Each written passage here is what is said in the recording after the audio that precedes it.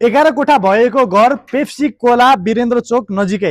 ल हेर्नुस् त यति राम्रो दक्षिण मोहडा गरेको हाइवेबाट मात्र तपाईले 100 मिटरको डिस्टेन्समा 3 आनामा बनेको, तपाईले एउटा ठुलो गाडी राखिकन 2-3 वटा बाइक राख्न मिल्ने पार्किङ स्पेस रहेको एकदमै प्राइम लोकेसनमा।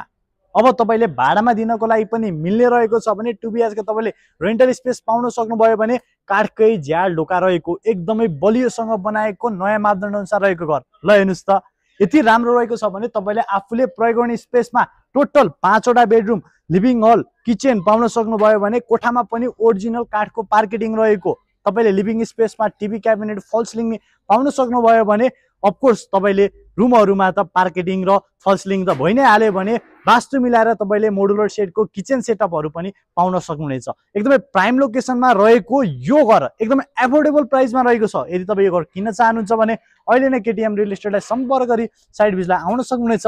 हजुर हस्त नमस्कार।